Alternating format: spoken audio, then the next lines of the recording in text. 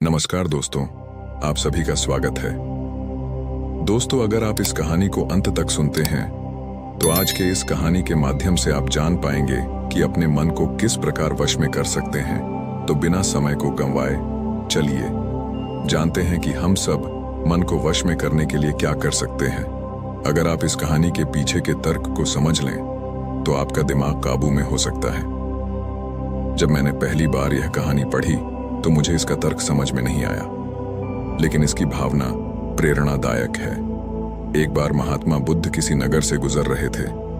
बुद्ध की नजर एक कपड़ा व्यापारी पर पड़ी जो उदास और निराश दिख रहा था। बुद्ध उसके पास गए और पूछा, हे भक्त, तुम इतने दुखी क्यों हो? यदि आप मुझे अपनी चिंता के बारे में बताएं तो मैं आपकी मदद कर सकता हूं। कपड़ा व्यापारी ने बुद्ध को प्रणाम किया और उन्हें अंदर आमंत्रित किया। व्यापारी ने कहा कि जब से मेरी पत्नी की मृत्यु हुई है तब से मेरे छोटे बेटे की देखभाल के लिए घर पर कोई नहीं है, इसीलिए मैं हमेशा उसे अपनी दुकान पर लाता हूं। लेकिन वह मेरी दुकान पर आने वाले हर ग्राहक की पगड़ी उतार देता है और कभी कभी उनका बैग उठाकर बाहर फेंक देता है। मैंने डांटा को बहुत समझाने की कोशिश की, लेकिन वह नहीं समझा। उसकी हरकतों से मेरे सभी ग्राहक अपमानित महसूस करते हैं और वापस चले जाते हैं। बुद्ध ने कहा, मैं तुम्हारी मदद कर सकता हूं, लेकिन तुम मुझसे वादा करो कि तुम मेरे किसी भी काम में हस्तक्षेप नहीं करोगे, न ही कोई सवाल पूछोगे। व्यापारी बुद्ध से एक वादा करता है। अगले दिन बुद्ध पगड़ी पहनकर आए और ग्राहक की तरह बैठे। व्यापारी के बेटे ने आकर बुद्ध की पगड़ी उछाल दी। महात्मा बुद्ध मुस्कुराए और बोले, बहुत अच्छा, जाओ और वह पगड़ी वापस ले आओ। वह बच्चा दौड़कर पगड़ी ले आया और बुद्ध को दे दी। अगले दिन बुद्ध एक कुल्हाड़ी और लाठी लेकर आए। लड़के ने फिर पगड़ी उछाली।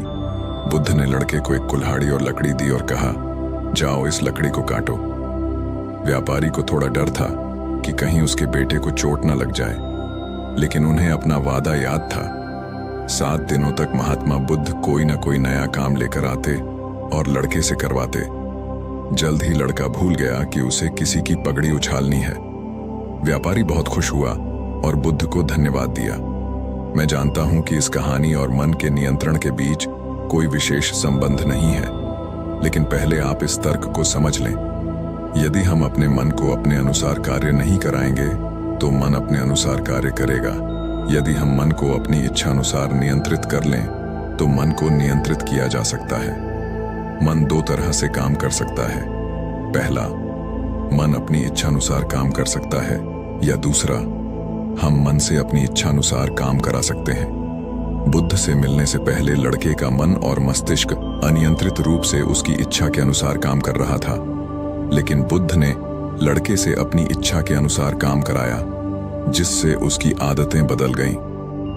दोस्तों, हम आशा करते हैं कि आपको बुद्ध की यह कहानी पसंद आई होगी।